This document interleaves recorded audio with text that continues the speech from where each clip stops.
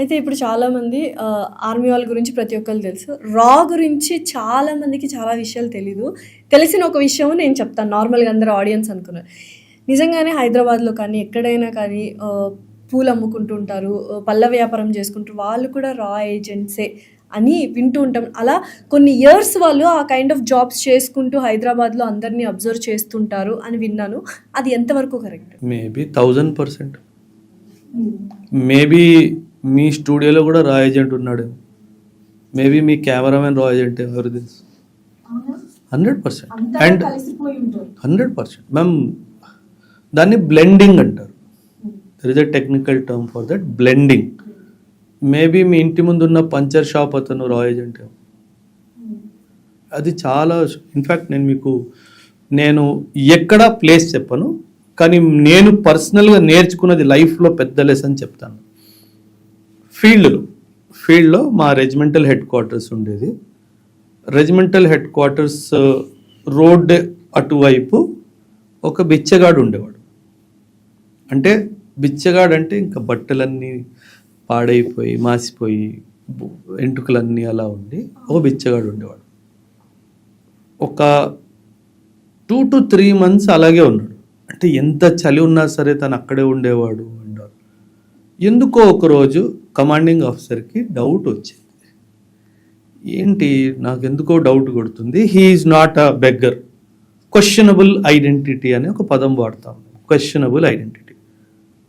అయితే వాడిని ఒకరోజు మేము వేసుకున్నాం. తెలిసింది ఏంటంటే he was an ISI informer. వాడు ఒకటే పని, he had a satellite phone with him.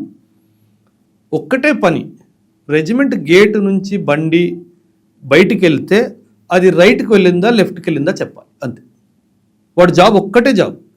వీలైతే బండిలో ఎంతమంది కనిపిస్తున్నారు, అంటే ఫాస్ట్గా, అంటే మూమెంట్ ఆపరేషనల్గా వెళ్ళిందా లేదా నార్మల్గా రొటీన్ ఆపరేషనల్కి వెళ్ళే స్పీడ్లో వెళ్ళిందా, ఈ విషయాలు చెప్పడం తన బాధ్యత. ఎన్ని మంత్స్ ఉన్నాడు సార్? ఒక 2.5 months. ఓకే.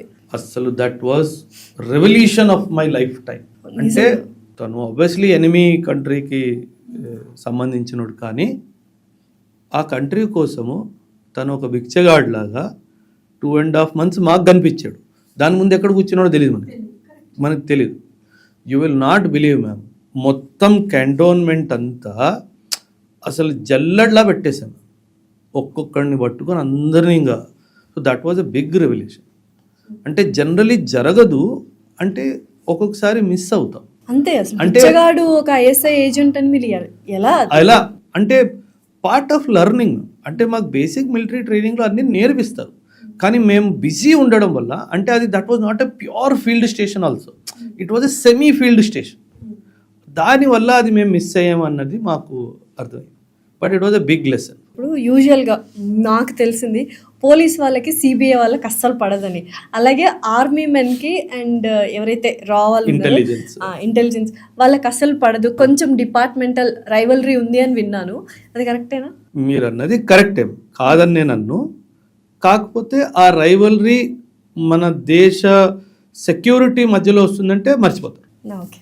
అంటే ఆర్మీలో ఇంటెలిజెన్స్ ఎలా ఉంటుందంటే మ్యామ్, డిపార్ట్మెంటల్ రైవలరీ మీరు అన్నట్టుగా, ఇది మా ఇంటెలిజెన్స్, రా వాళ్ళకి ఒక ఇంటెలిజెన్స్ వచ్చింది అనుకోండి, they would not so openly share with the army.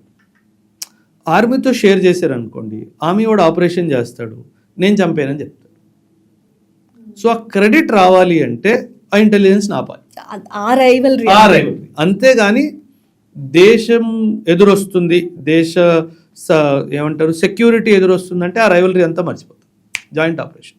అందుకే ఇప్పుడు ఆపరేషన్ మహాదేవ్లో ఆ 3 టెర్రరిస్ట్ ఎవరైతే పహల్గామ్ దాడికి బాధితులో వాళ్ళని చంపింది ఒక జాయింట్ ఆపరేషన్. ఆర్మీలో 4 పారా, CRPF, JNK పోలీస్. ఖచ్చితంగా దీనికి ఇంటెలిజెన్స్ కవర్ NIA, రా ఇచ్చి ఉంటుంది. సో చూడండి, ఒక ఆపరేషన్లో 5 ఏజెన్సీస్ ఇన్వాల్వ్. ఒకవైపు ఆర్మీ, ఒకవైపు CRPF, ఒకవైపు JNK పోలీసు, ఇంకోవైపు రా, ఇంకోవైపు NIA. వీళ్ళందరూ హెడ్ క్వార్టర్స్ డిఫరెంట్, వీళ్ళని కంట్రోల్ చేసే వాళ్ళు కంప్లీట్లీ డిఫరెంట్. సో ఇలా 5 ఏజెన్సీస్ కలిపి ఒక ఆపరేషన్ చేశారు. సో ఇక్కడ డిపార్ట్మెంటల్ రైవలరీ లేదు, ఎందుకంటే దేశం ఇంపార్టెంట్. దేశం అన్న క్వశ్చన్ రాగానే అందరూ అన్నీ మర్చిపోతారు. యాజ్ ఎ జాయింట్ టీమ్ లాగా అటాక్ చేస్తారు. కానీ ఆర్మీ ట్రైనింగ్ ఎంతైతే డిఫికల్ట్గా ఉంటుందో అక్కడ టెర్రరిస్టులు ఎవరైతే ఉన్నారో వాళ్ళ ట్రైనింగ్ అంతకంటే డిఫికల్ట్గా ఉంటుంది. వాళ్ళ దగ్గర అంతకంటే ఎక్కువ వెపన్స్ ఉంటాయి అని విన్నాము. నిజమేనా అది? అవును మ్యామ్. టెర్రరిస్ట్ అండ్ ఆర్మీ సోల్జర్కి కంపారిజన్ అయితే లేదు. No, not at all. No, not comparing. అంటే కంపారిజన్ ఎందుకు లేదు అంటే, మోస్ట్ ఆఫ్ ది పీపుల్ ఎవరైతే టెర్రరిస్ట్గా మారుతారో, నేను నా అనుభవంతో చెప్తున్నాను, మోస్ట్ ఆఫ్ దెమ్ డబ్బుల కోసం చేస్తారు. డబ్బుల కోసం వాళ్ళు టెర్రరిస్ట్లా మారుతారు.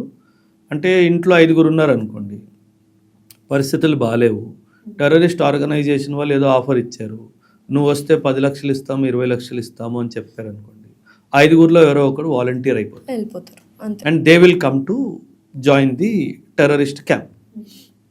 వాళ్ళకి ట్రైనింగ్ ఇచ్చేది టెర్రర్లో ఎవరైతే హెడ్ క్వార్టర్స్లో ట్రైనింగ్ ఇన్ఛార్జెస్ ఉంటారో, పాకిస్తాన్లో ఆర్మీ వాళ్ళే సపోర్ట్ కూడా చేస్తారు.